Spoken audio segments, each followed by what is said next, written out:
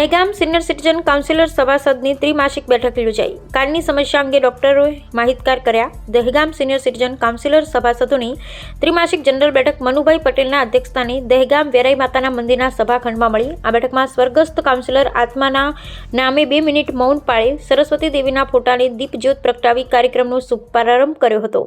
Senior citizen કાઉન્સિલરના મહામંત્રી કેસી પટેલ, નિવૃત્ત police officer આર.ડી. Pandya, advocate મુકેશભાઈ અમીન, ખેત ઓજારના વેપારી ઉપેન્દ્રભાઈ પંચાલ, જય સ્ટીલના વિક્રેતા જીતેન્દ્રભાઈ પટેલ, કાનના સ્પેશિયાલિસ્ટ ડોક્ટર નઈમ હુસેન એ મંસૂરી, અનંતકુમાર રામટા સહિતના મહાનુભાવે પોતાના મંતવ્યો રજૂ કર્યા હતા. જેમાં આર.ડી. પંડ્યા સાહેબે જનરલ નોલેજના પ્રશ્નોત્તરી અંગે જાણકારી આપ્યા બાદ મહામંત્રી કેસી પટેલે સભાસદોને વિનામૂલ્યે મુસાફર પાસ કઢાવવા અંગે, ચૂંટણી કાર્ય અંગે, એક રાષ્ટ્ર એક ચૂંટણીના સમર્થન પ્રસ્તાવ અને સભાસદોને વાર્ષિક ફી જમા કરાવવા તથા લોકશાહી શાસનકાળમાં ચૂંટણી કાર્યમાં ખોટા ખર્ચા અંગેના પ્રસ્તાવ મુદ્દે સભાસદોને માહિતગાર કર્યા હતા.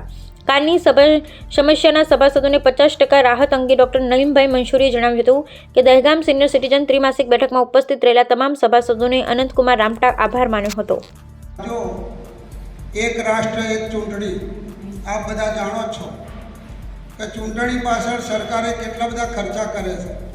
વર્ષમાં 3 વાર ચૂંટણી આવે, એમાં ઉમેદવારના ખર્ચા હોય, પાછળ એમના જોનૈયાના ખર્ચા હોય, અને આપણા જેવાનો તો શું વગર ખાધે રસો મળતો હોય કે ઘેર મિટિંગો થતી હોય, 25 જણને ભેગા કરવાના.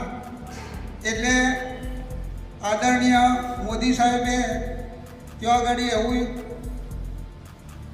પ્રસ્તાવ કર્યો હતો કે ભાઈ સમગ્ર રાષ્ટ્રમાં એક જ દિવસે એક જ ચૂંટણી, બધી ચૂંટણીઓ પૂરી થઈ જાય.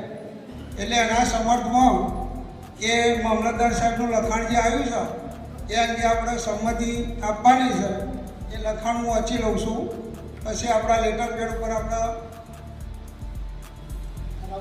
ઘડા ઉપર લઈ અને આવેદન આપવા જઈશું કે આ લેટર રૂબરૂ પાછા.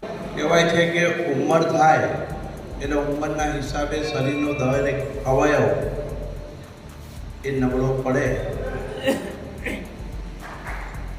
એમાં